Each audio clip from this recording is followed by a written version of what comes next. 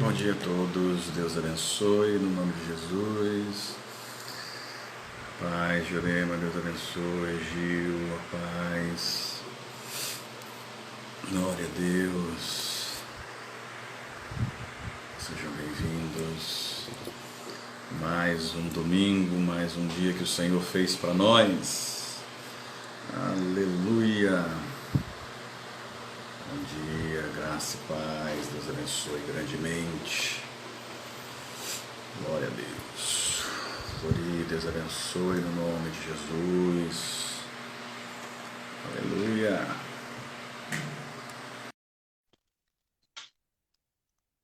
Todos bem? Todos em paz? Todos bem? Todos animados? Cadernos na mão, papel na mão, agenda na mão. Hoje temos muita coisa para conversar e eu tenho certeza que vamos sair desse momento glorificando a Deus no nome de Jesus. Isso aí, pastor apóstolos. E aconselho eu mesmo, pegue uma folha de papel aí, um caderno, uma agenda, porque você vai precisar anotar algumas coisas muito importantes nessa manhã, no nome de Jesus. Amém? Então, que Deus te abençoe desde já. Você que já chegou, aqueles que chegarão daqui a pouco. O Senhor continue nos abençoando no nome de Jesus. Vamos louvar ao Senhor, agradecendo a Ele por esse dia, por essa manhã, para a glória do Senhor. Dani, pode orar. Conduzir aí da maneira que desejar. Estão me ouvindo bem? Estão todos vendo bem? Não, está dando para ouvir bem? Você... Ouvindo bem. E na hora que começa o culto, os carros começam a passar, as motos começam a passar. É assim mesmo, glória a Deus. 2 louvores nessa manhã para adorarmos a Deus e começarmos o nosso estudo e para dar bastante tempo para que a gente possa ouvir as suas colocações e podermos dividir aqui a tela, caso você queira. É só chamar ou então dar um tchauzinho aí no chat. Eu lhe trago aqui para a tela, dividindo a tela comigo, para que você possa fazer sua pergunta, tirar sua dúvida. Para isso você vai precisar de uma internet boa, estável. Senão você manda a sua pergunta e eu respondo. Mas quero dividir a tela com algumas pessoas para caminharmos dentro daquilo que vamos tratar. O tema do nosso estudo de hoje é por que uma igreja morre. Então, é algo muito sério, muito grave. Temos relatos históricos disso e vamos caminhar nessa situação. Amém? Então, que Deus abençoe a todos desde já. A Nani e o pastor Alexandre vão nos dirigir em adoração nesse momento, no nome de Jesus. Amém. Louvamos o teu nome, Senhor, nessa manhã, pelo privilégio, Senhor, da vida, pela oportunidade de acordarmos nessa manhã, pelo cuidado do Senhor, pela tua bondade, fidelidade, Senhor, para conosco. Queremos começar, Senhor, esse domingo, adorando o nome santo do Senhor. Ao Senhor, pedindo toda adoração nessa manhã, receba os louvores cantados a ti, Senhor. Nós te entregamos, Senhor, nessa manhã, Pai, em nome de Jesus, Senhor.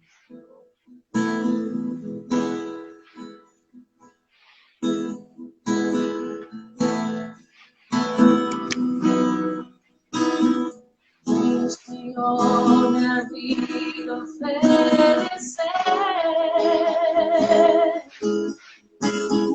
como oferta de amor e sacrifício. Quero minha vida a te entregar como oferta viva em teu altar.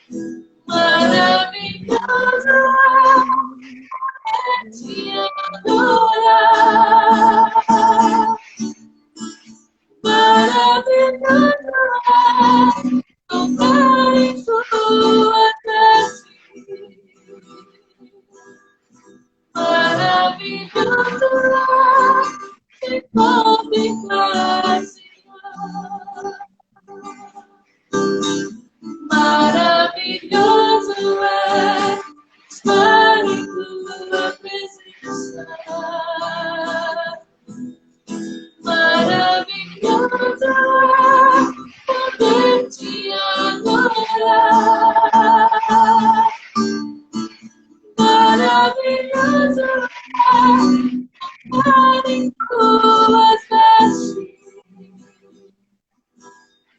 Maravilhoso te contemplar, Senhor. Maravilhoso te contemplar, Senhor.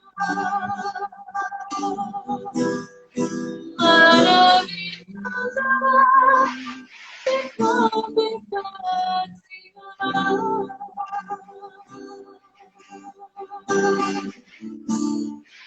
Maravilhoso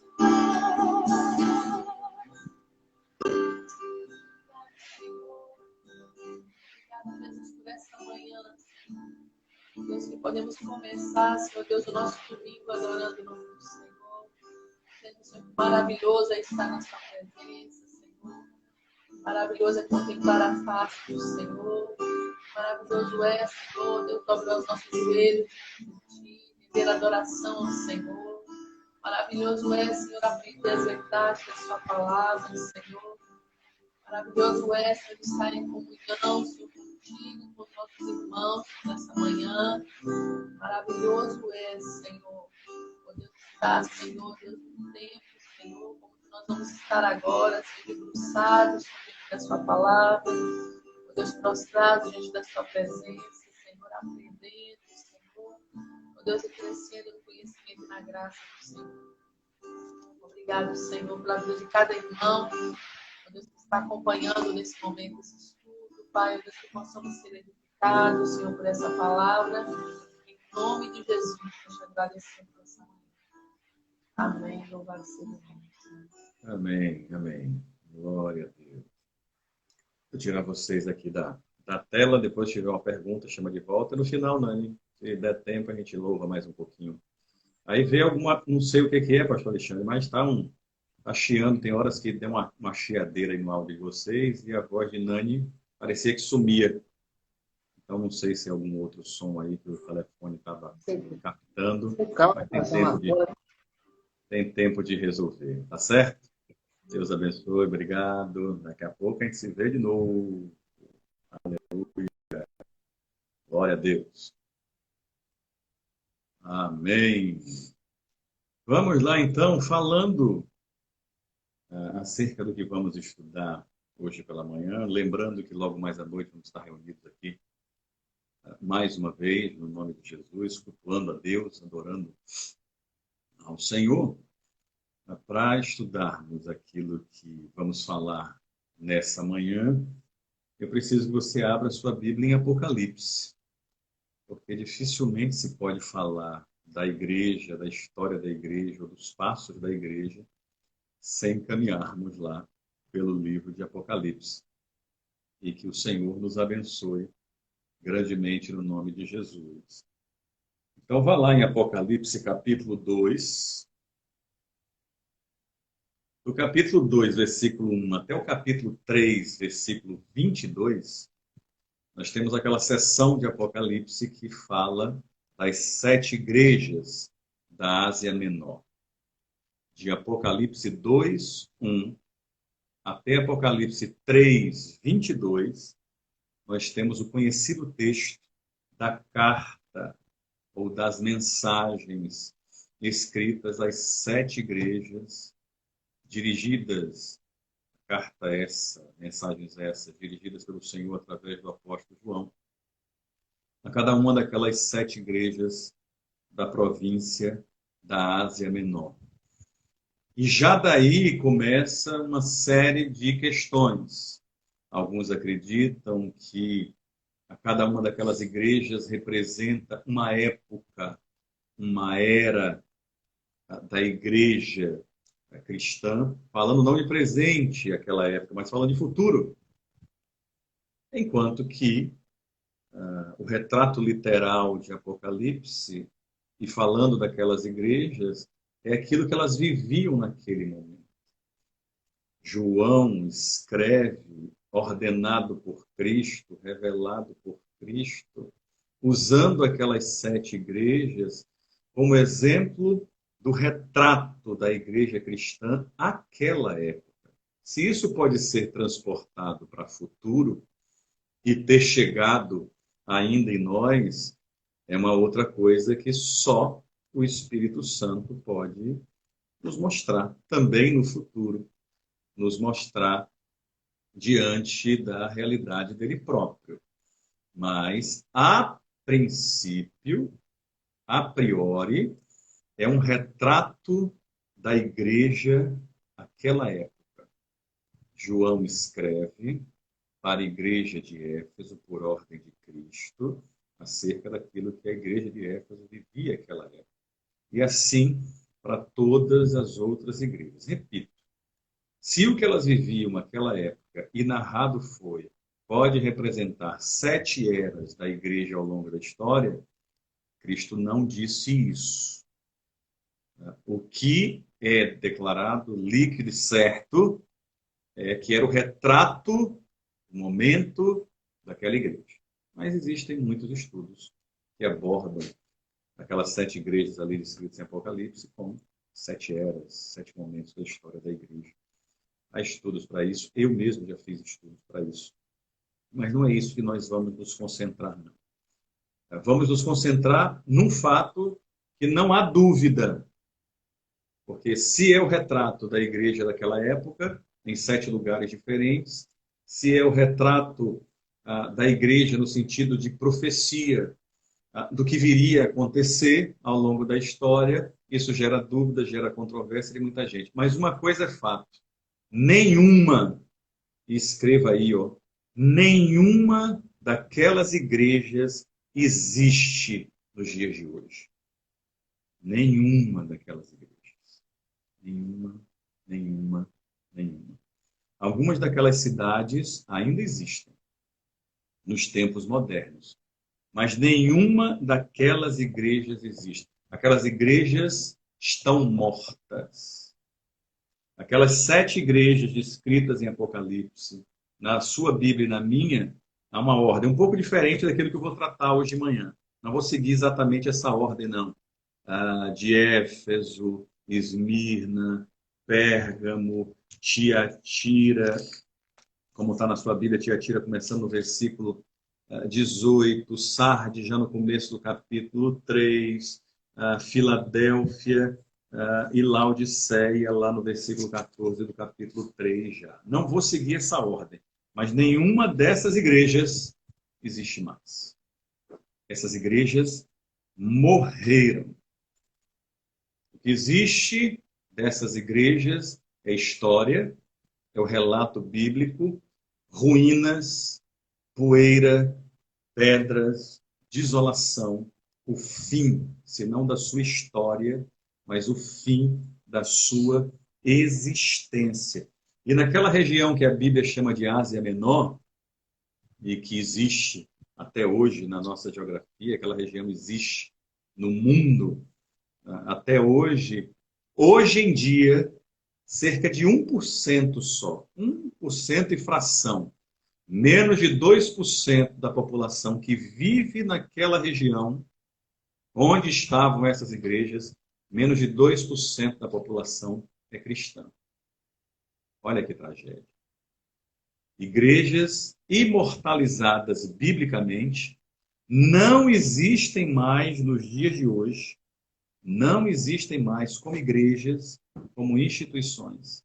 E naquela região, menos de 2% da população é cristã. O que foi que aconteceu que levou aquelas igrejas à morte? O que foi que aconteceu para aquelas igrejas morrerem? Já parou para pensar nisso? Já parou para estudar sobre isso? Aquilo que Cristo fala através de João, já dando como identificação, já dando como rumo, como amostra do que iria acontecer com aquelas igrejas. Porque o texto, ou os textos, mas aí fechando para cada um, o texto que fala de cada uma delas e os textos que falam em conjunto daquelas igrejas nos dão sinais do que ia acontecer com elas. Nos dão sinais daquilo que seria o futuro daquelas igrejas. E é justamente sobre isso que nós vamos falar nessa manhã. Por que uma igreja morre? E eu vou trazer somente, para não ficar muito longo, 5 pontos principais. Eu poderia aqui dar vários, mas não teríamos como falar de todos, e seria também muito cansativo para vocês. Por isso, eu vou falar de 5 pontos principais que levam uma igreja a morrer. Que levou a que aquelas 7 igrejas morressem e que pode levar, ainda hoje, qualquer uma das igrejas, qualquer uma das denominações que nós conhecemos, à morte, sem dúvida alguma. Amém? Está claro aí? Espero, repito, que você esteja com seu bloco de notas, sua folha de papel, seu caderno, sua agenda, seu computador, seu notebook, ou coisa parecida, para que você possa anotar isso tudo, para que a gente possa aprender e possa fugir daquilo que aconteceu com aquelas igrejas. Como eu falei, não vou seguir a ordem bíblica, não vou começar por Éfeso, pela igreja de Éfeso, vou começar por 2 outras igrejas, falando delas em conjunto, já que eu vou resumir os problemas em 5 principais. Vou começar pela igreja de Pérgamo e de Tiatira. Uma coisa que começou a acontecer naquela época, e em quase todas aquelas igrejas, foi o fato de que elas foram invadidas por falsos mestres e falsas doutrinas. Tanto na igreja de Pérgamo, como na igreja de Tiatira, elas foram invadidas, e não só elas, mas principalmente elas foram invadidas por falsos mestres e falsas doutrinas. E isso corrompeu aquela igreja. Quando a gente fala de corrupção, normalmente a gente pensa em dinheiro, em suborno. Mas existe também aquilo que aconteceu com aquelas 2 igrejas, uma corrupção teológica, uma corrupção moral e uma corrupção ética. Então, o primeiro desses 5 principais fatores que nós vamos abordar aqui nessa manhã, que podem levar uma igreja à morte, é justamente esse: corrupção teológica, moral e ética. 5 principais fatores levam a igreja a morrer. Por que uma igreja morre? Vamos falar de 5 principais fatores. O primeiro deles é corrupção teológica, moral e ética. Um exemplo disso que temos na Bíblia é Balaão. Lembra de Balaão? Balaão, convocado por um rei inimigo, declarado anteriormente ou posteriormente ao povo de Israel. Quando o povo entra na terra prometida, o rei paga para que Balaão profetize contra o povo de Deus. E Deus fala a Balaão que aquele povo não podia ser amaldiçoado, porque a mão de Deus estava sobre ele, sobre o povo de Israel. Balaão volta para o rei, e aí o rei diz assim: não, toma aqui uma oferta a mais, um dinheiro a mais, e consulte de novo o Senhor. E aí Balaão se permite ser corrompido naquilo que era conhecimento revelado de Deus até aquela época, se permite ser corrompido em sua moral, se permite ser corrompido em sua ética. E recebendo algo a mais, uma proposta a mais, ou até recursos a mais, resolve de novo consultar Deus e amaldiçoar aquele povo. E é envergonhado. E é envergonhado, porque Deus manda um anjo, mas não é o anjo que fala diretamente a Balaão. Ele tem todo um debate teológico com o animal que o carregava. Então, alguém que era considerado profeta naquela época, não necessariamente de Deus, mas foi envergonhado por debater, ter que discutir com um animal tido como irracional. Balaão foi corrompido em sua teologia, em sua moral, em sua ética. A mesma coisa aconteceu com a igreja de Pérgamo e com a igreja de Tiatira. Os falsos mestres e as falsas doutrinas que invadiram aquela igreja corromperam tanto a sua teologia, quanto a sua ética, quanto a sua moral. Uma igreja, fosse naquela época, Tiatira, fosse naquela época, Pérgamo, ou seja, nos dias de hoje, uma igreja não tem remédio, uma igreja não tem vacina quando a verdade bíblica é abandonada. Se você quiser escrever isso como um subtópico, vai fazendo o seu esboço aí do estudo, se você quiser escrever isso como uma observação dentro desse primeiro grande motivo, corrupção teológica, moral e ética, você pode escrever aí, ó, uma igreja não tem vacina, não tem remédio contra heresias, se a verdade bíblica for abandonada. E foi justamente isso que aconteceu com a igreja de Tiatira, aconteceu com a igreja de Pérgamo. A verdade foi abandonada, então aquela igreja ia morrer. Não tinha como ser diferente. E você que está em Apocalipse aí, capítulo 2, vá lá no versículo 8, ó, do texto bíblico de Apocalipse. Versículo 8 de Apocalipse 2, falando sobre a igreja de Esmirna.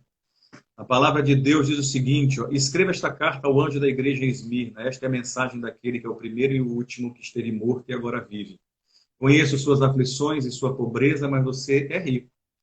Sei da blasfêmia dos que se opõem a você. Eles se dizem judeus, mas não são, pois a sinagoga deles pertence a Satanás. É um retrato de uma igreja de um outro momento. Peguei aqui a igreja de Esmirna, que vamos falar um pouquinho no final, para mostrar o momento que aquela igreja vivia, a realidade que aquela igreja vivia, em contraponto às igrejas de Pérgamo e Tiatira. No versículo 12, aí do capítulo 2, começa o relato da carta escrita, da mensagem escrita à igreja em Pérgamo. E olha o que está escrito. Escreva essa carta ao anjo da igreja em Pérgamo. Esta é a mensagem daquele que tem espada afiada de dois lados, ou de dois gumes, depende da sua versão bíblica.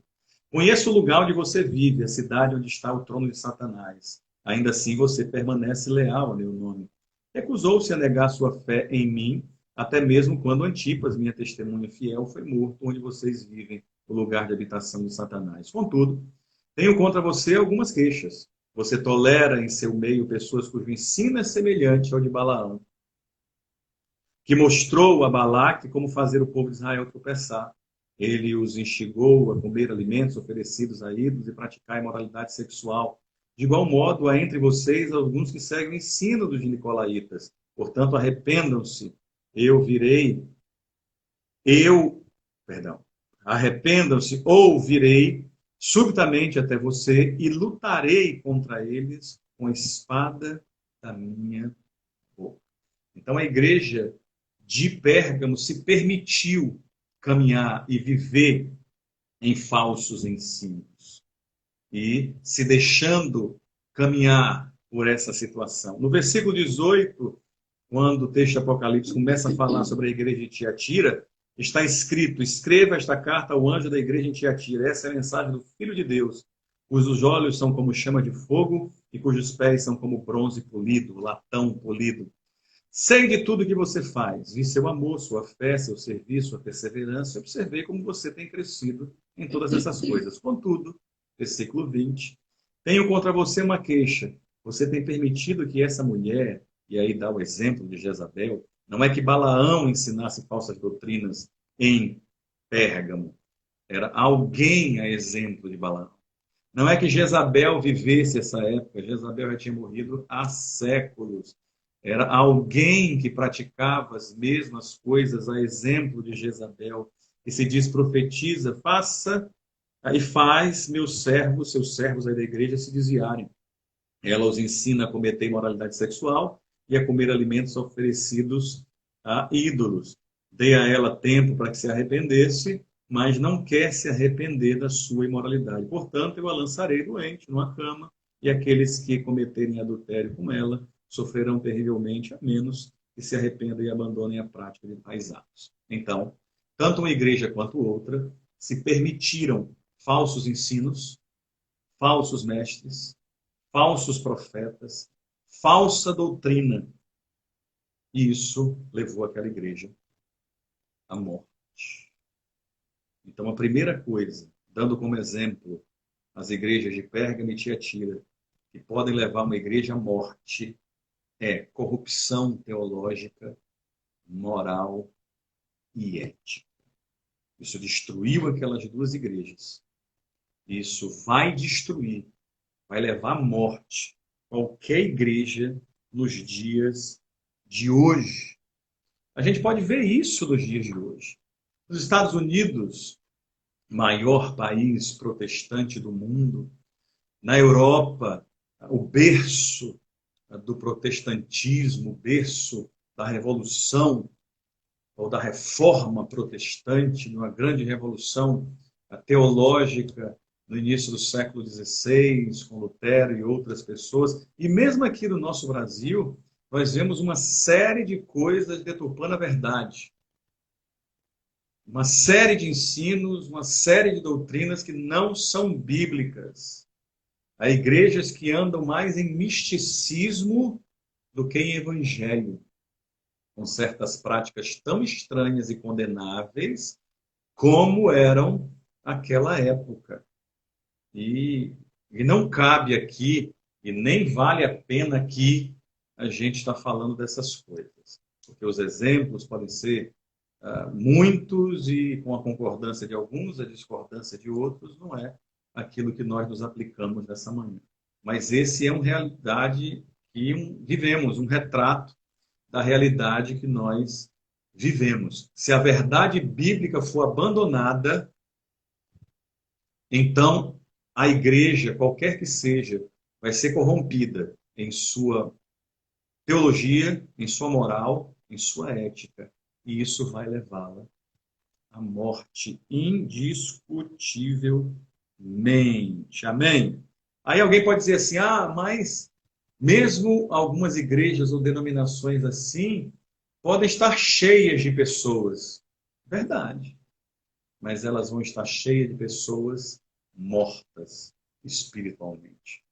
Porque o número de pessoas dentro de uma igreja e dentro de uma denominação nunca foi um retrato de espiritualidade. Você pode ter um grupo de 12 pessoas, homens e mulheres de Deus, de oração, que caminham no Evangelho, que caminham na verdade, que dedicam a sua vida à presença, à glória, ao louvor de Deus, vivendo o Evangelho, entregando suas vidas à morte todo dia por amor a Cristo. E essas pessoas podem ser mais poderosas espiritualmente do que uma igreja com 1.000, 5.000 ou 10.000 pessoas que foram corrompidas em sua teologia, sua moral e sua ética. Não é uma questão de número, é uma questão de espiritualidade.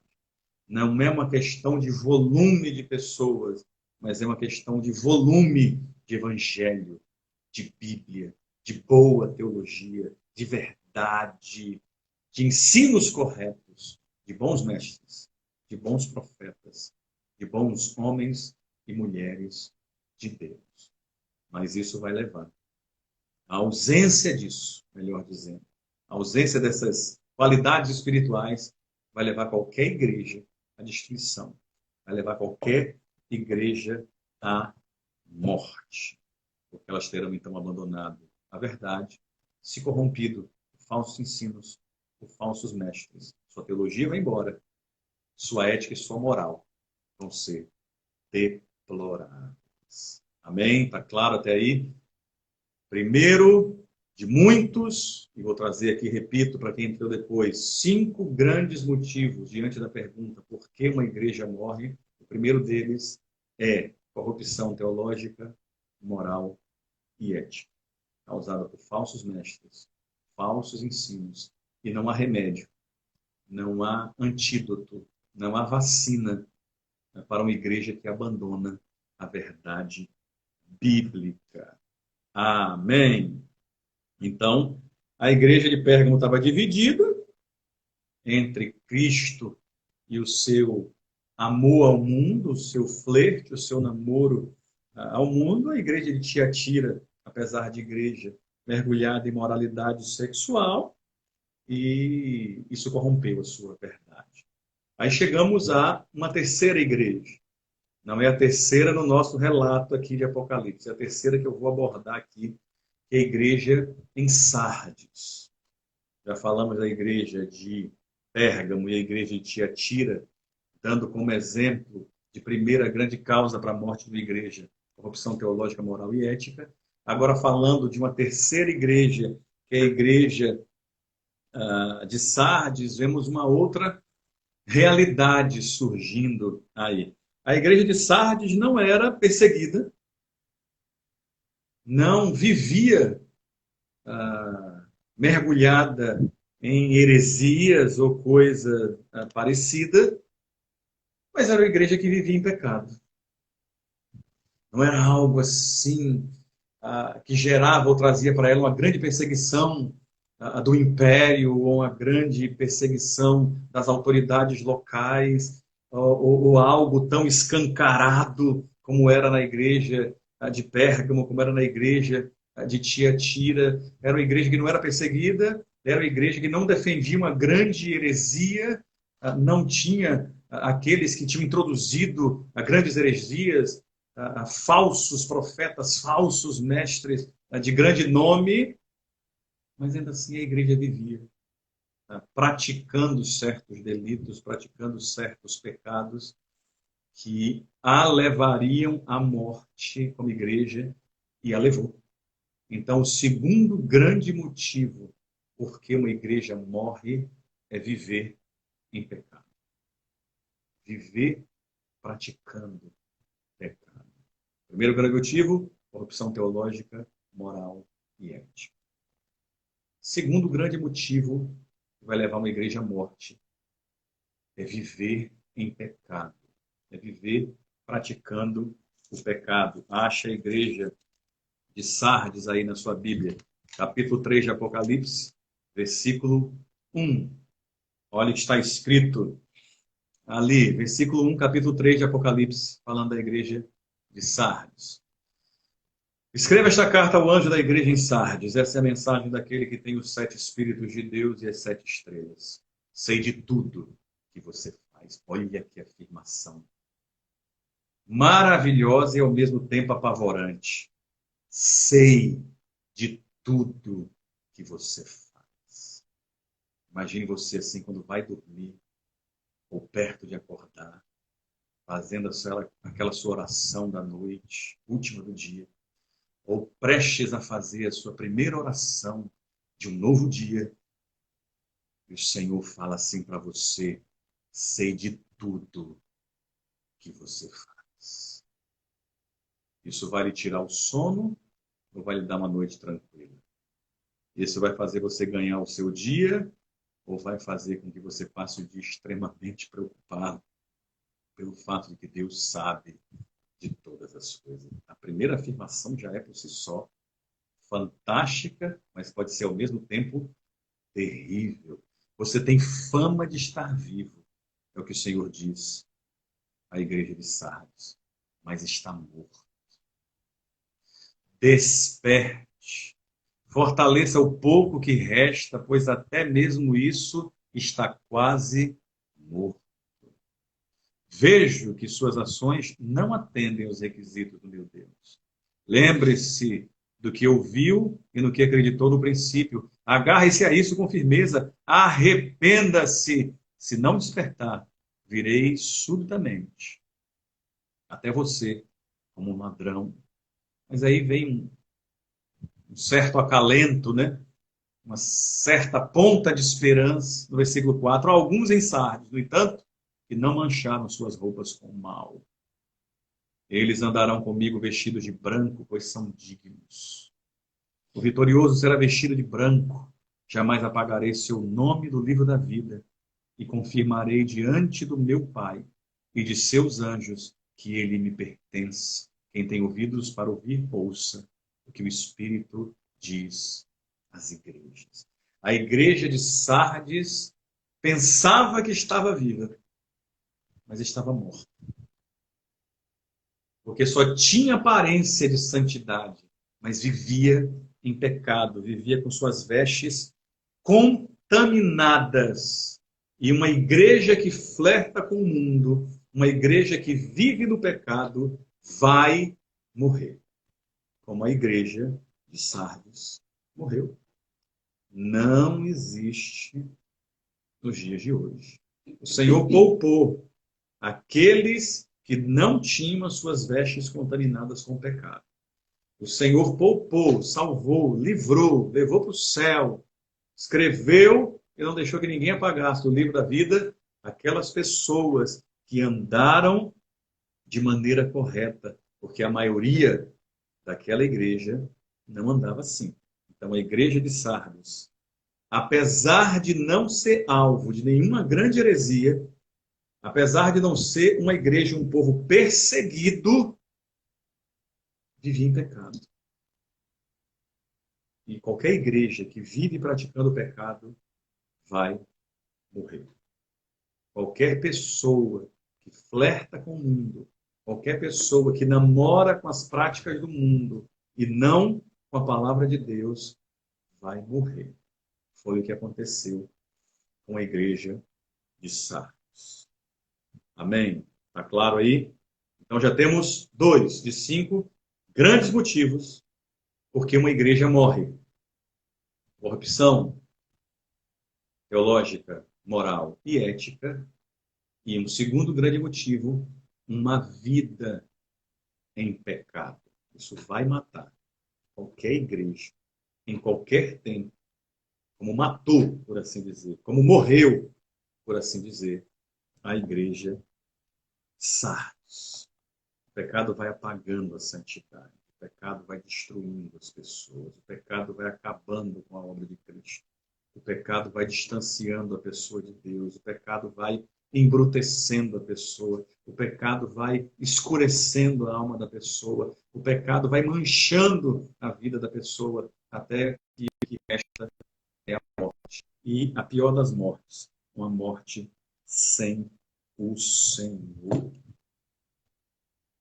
Então, fujamos disso. Como a igreja de Sardes não fugiu, fujamos nós disso aí. Não podemos viver em Cristo, praticando o pecado, como a igreja de Sardes. Amém? Ainda sobre Sardes, aquela era uma igreja que olhava para si mesma e achava que estava tudo bem. Olhava para si própria e achava que estava tudo ok. Não ando em falsas heresias ou em falsas doutrinas, não ando em heresias, ninguém me persegue, então está tudo ótimo. Mas aquela era uma autoimagem errada. Como existem pessoas hoje que vivem no pecado, praticam o pecado, mas acham que aquilo não é pecado. Não é pecado. É como o adultério. Eu li há pouco tempo uma declaração de J.K.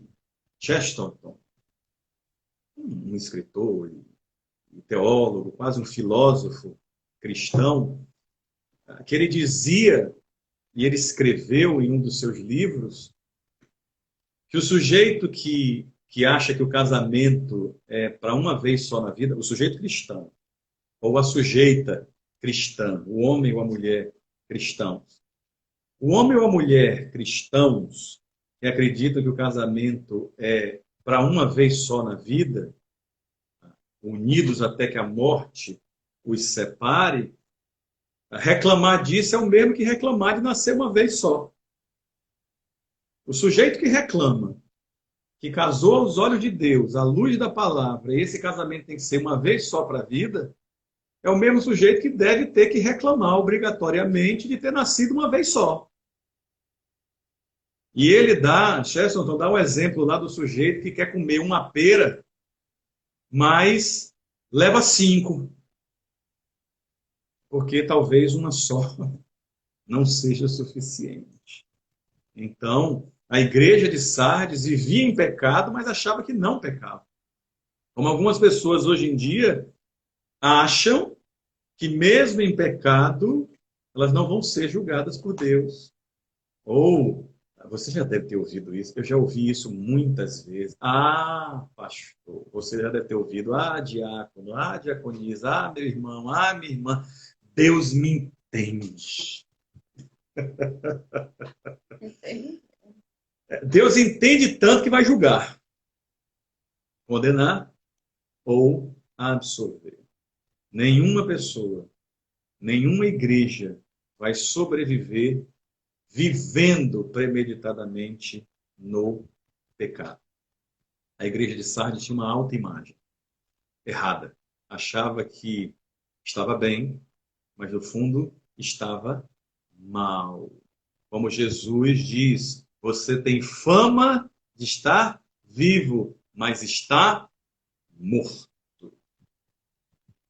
Porque qualquer igreja, qualquer pessoa que viva no pecado, não fuja dele. Não é cometer pecado algumas vezes. Não, a gente vacila, a gente erra. É por isso a porta aberta aí do arrependimento. Mas é viver premeditadamente no pecado. Toda pessoa que viver, toda igreja que viver premeditadamente no pecado está fadada à morte. Então, o segundo motivo da pergunta, por que uma igreja morre, é viver no pecado. Viver praticando o pecado. Essa questão de autoimagem está muito clara e também na quarta igreja que nós vamos abordar e no terceiro grande motivo do porquê uma igreja morre, que é a igreja de Laodiceia. A igreja de Laodiceia, que é a última no relato bíblico, e eu falei, repito, aqueles que entraram depois, eu não estou seguindo a ordem das mensagens, no sentido de como elas estão descritas no texto de Apocalipse. A igreja que eu estou abordando aqui, a quarta igreja que eu estou abordando no relato bíblico é a última, que é a igreja de Laodiceia, a partir do versículo 14 de Apocalipse 3. A igreja de Laodiceia se considerava rica, próspera, abastada, quando na verdade era pobre e miserável.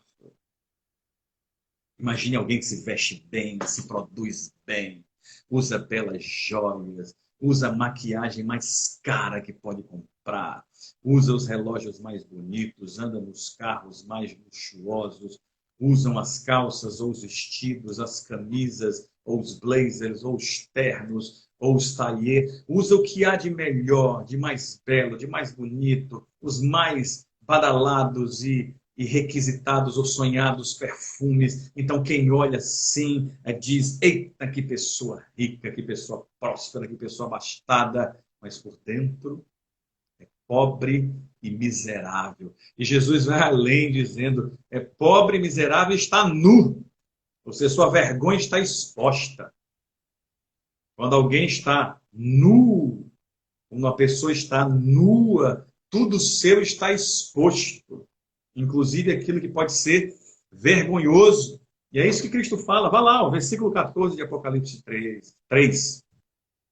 Escreva esta carta ao anjo da igreja em Laodiceia. Esta é a mensagem daquele que é o Amém, a testemunha fiel e verdadeira, a origem da criação de Deus. Sei de tudo que você faz. Olha de novo. Sei de tudo que você faz. Você não é frio nem quente. Desejaria que fosse um ou outro, mas porque é como água morna, nem quente nem fria, eu estou prestes a vomitar-te. Na minha versão diz: eu vomitarei da minha boca. O vômito é algo que não faz bem ao organismo. Quando alguém vomita e não é algo bom, se você já passou por isso, porque comeu algo que não estava bom, porque comeu algo que não fez bem ao seu fígado, ao seu estômago, ou porque bebeu demais no seu tempo antes de Cristo, e você já passou por esse momento de vomitar. O vomitar é algo que está dentro e não está fazendo bem. E quando sai, gera até um alívio. Olha a comparação que Cristo faz em relação àquele líder, àquela igreja, àquele povo. Eu estou prestes a vomitar vocês, a colocar para fora aquilo que está me fazendo mal, para que de alguma forma isso me gere um alívio. Você diz, versículo 17, sou rico e próspero, não preciso de coisa alguma. E não percebe que é infeliz, miserável, pobre, cego e está nu. A igreja em Laodiceia se achava autossuficiente e se vangloriava disso, abandonando a própria necessidade que todos nós e que toda igreja deve ter do Senhor. Terceiro grande motivo por que uma igreja morre: autossuficiência.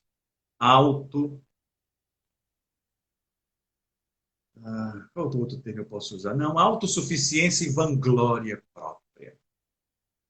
Terceiro e grande motivo. Terceiro e grande motivo do porquê uma igreja morre é autossuficiência e vanglória. É não depender de Deus. É dizer, eu não preciso do Senhor. Eu tenho todas as coisas. Eu não preciso orar para tomar tal decisão. Eu não preciso do consentimento de Deus para alguma coisa na minha vida. Eu não preciso consultar o Senhor para realizar isso. Não, eu me basto. Eu sou rico, eu sou próspero, eu sou autossuficiente. E uma pessoa assim, uma igreja assim, na verdade, é infeliz, miserável, pobre, cega, está exposta. Toda e qualquer igreja, toda e qualquer pessoa que se julgue autossuficiente, que ache que não depende de Deus, que viva da sua própria vanglória, vai morrer. Como a igreja de Laodiceia morreu. Uma igreja de Laodiceia não existe mais até os dias de hoje.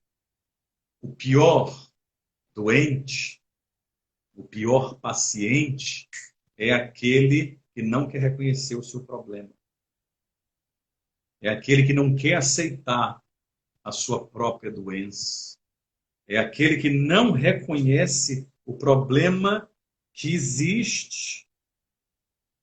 Uma pessoa que é tão autossuficiente assim, uma igreja que se julga tão autossuficiente à beira da morte.